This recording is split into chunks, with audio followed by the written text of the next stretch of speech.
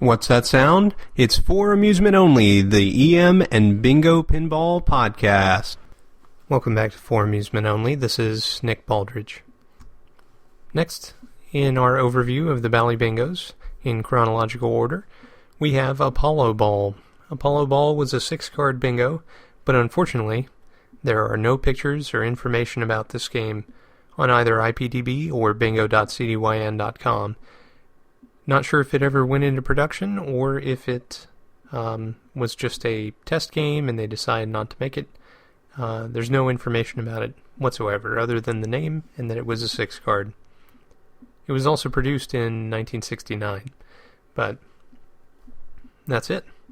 So, with that out of the way, let's move on to Safari. Safari was also made in 1969 and it is a 20-hole bingo pinball machine. And as such, it's a multi-coin pinball machine. You drop in your first coin, and the game will reset. It'll load a ball into the shooter lane, and it'll light your default odds. At this point, you have a decision. Do you want to drop in more coins to try and advance your odds and features, or do you want to play a vanilla game? If you decide to put in more coins, you use the pick-a-play buttons. The red button gives you a chance at advancing odds and features. The green button is features only. And the blue button is odds only.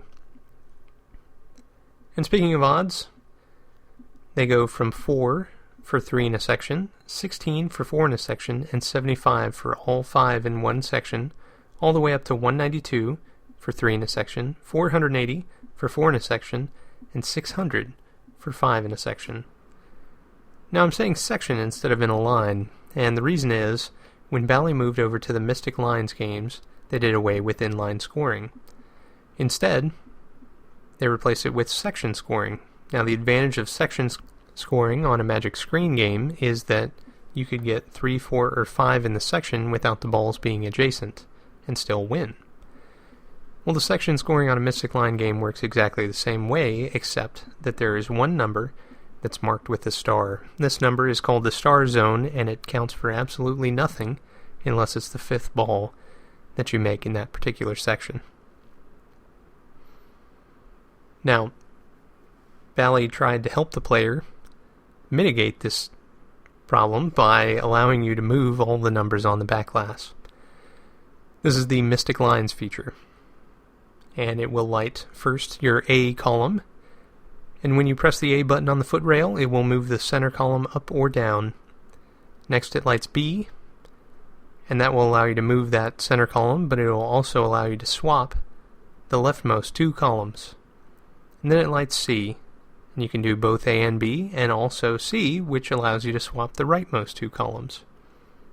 In this way, you can move every number on the backglass, and if you get one of those undesirable star zones, you can move it into another area.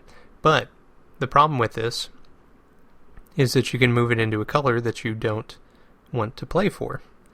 So for example, if you have the number 15 and 16 lit in the blue and you push the B button, it will put 15 into the yellow. And so you lose 1 in the blue, but then you get 1 in the blue in 16, which moves over into just the regular blue area. And so, really, you gain nothing by doing that in that particular example. So, you have to be very careful and plan out exactly what you're going to do before shooting each ball, because it's very easy to wind up in a situation that you don't want to be before the game locks you out of moving those numbers. And speaking of, it will do that before shooting your 4th ball by default. However, by playing your features button or your red button, the game will give you a chance at earning before 5th or even after 5th. You can also do this by hitting the rollover buttons. The rollover buttons are located about 2/3 of the way down the playfield. And on the left-hand side, there's a yellow rollover, and if you hit it while it's lit, it will automatically advance your time tree to before 5th. And its twin on the right is red, and if you hit that while it's lit, it'll advance to after 5th. Now, those star zones I mentioned earlier are good for something. There's a feature that when lit and you get all 4 of the star zones in one game, it will award you either 300 or 600 replays, which is pretty good. You can also use the star zones for starting your red letter game. Safari has 6 letters, and every tick of the odds above 96 will advance a letter in the word Safari. In order to score your red letter game, you have to get 3 in the star zones, or just 2 in the star zones. When you do this, you hold down the R button, and at that point all the balls will drop, and the game will start ticking up a new game that was free, with guaranteed odds and features. Now, if that's not enough, the game can double or triple any one color. So that gives you something to really shoot for. Beyond that, the game brings back the twin numbers from London. If you have the feature lit and you get the number 17, it will automatically spot you the number 18. If you have the feature lit and you get number 11, it'll automatically spot 19. And if you advance that to its maximum, you can do both. And vice versa. So if you get 18, it'll spot 17, and 19 will spot 11. This game also has a special game, as many of the Mystic Lines games do. These special games were typically solid state, and they used solid state electronics in the mid to late 1960s, mind you, in order to allow you to play these games with entirely separate feature sets from the main game. This could have been done in EM, however, they ran out of space. There was just no space in the cab to do it anymore. And so they started experimenting with this and putting boards in the cabinet. It's a pretty cool idea. So you've got this hybrid game where most of it's electromechanical, and then there's a single board that controls this special game. And the way it works in this game, it's called the animal feature. And you coin it up with the white button. So as you put in coins, it's going to advance your odds from 2 for the lion all the way up to 72. The rhino gives you from 6 replays to 216, and the giraffe gives you anywhere from 12 to 432. Now the way the game works is this. The game will start you in the center, and your goal is to hit numbers on the playfield which will advance you any number of steps as indicated on the playfield, either up or down. Your goal is to get either all the way up or all the way down. At the bottom you have giraffes, and at the top you have giraffes. In between you have rhinos, and then towards the bottom you have lions on either side. So in this way, you're shooting for specific numbers in order to make you move up or down. And it's a little more difficult and nuanced than it was with, say, London or Venice or Orient before it that had these tower games. On top of that, it's a fun animal theme, and who doesn't like animals? Except maybe if you're going out to shoot them, since this is a safari after all. But if you manage to get all the way to the top or bottom, then you win the odds as indicated for the giraffe. You have to be in the circles exactly. So let's take the lions for example. You have to move up 3 steps in order to get to your first lion, and then another 3 steps to get to your second.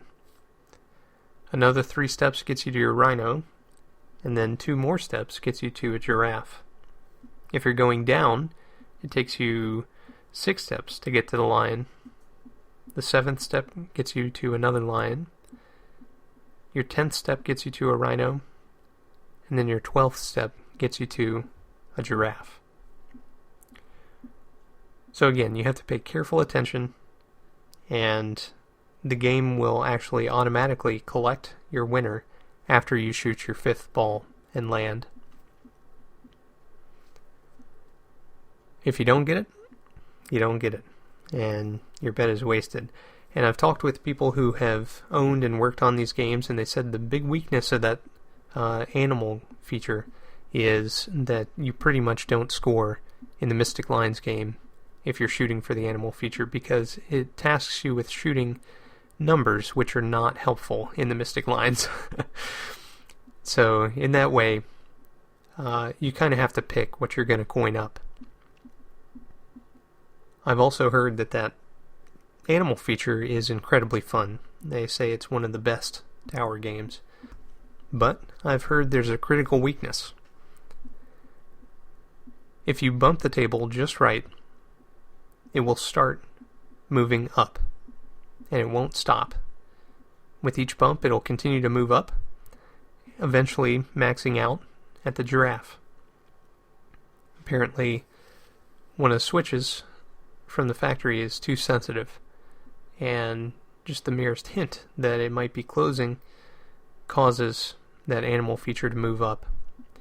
So in this way, a clever player could exploit the game and earn way too many replays. So that's pretty interesting, and I wonder if Bally ever discovered that and came out with a fix. I believe that the person I was talking to said that there was a way to mitigate it, but I don't remember what he told me, unfortunately. I'll have to see if I can get in contact with him and figure it out. So let's talk about the artwork on this game. The Backglass is basically a leopard print, and the Mystic Lines are outlined with this red square that contains a rhino, a panther, a lion, and an elephant. The cabinet contains more leopard print, or cheetah print, not sure which. And then the playfield is very colorful. You have a chimpanzee, a lion, some parrots, and 2 giraffes up at the ball arch. And in between, all the numbers moving down the playfield have a background of that leopard or cheetah skin. Very attractive and colorful, and very busy and detailed. Well, that's all for tonight. Thank you very much for joining me. My name again is Nick Baldridge. You can reach me at foramusementonlypodcast@gmail.com, or you can call me on the Bingos line. That's 724-BINGOS1, 724-246-4671. You can listen to us on iTunes, Stitcher, Pocket Casts, via RSS, on Facebook, on Twitter at Bingo Podcast. You can follow me on Instagram, also at Bingo Podcast, or you can listen to us on our website, which is foramusementonly.libsyn.com. Thank you very much for listening, and I'll talk to you next time.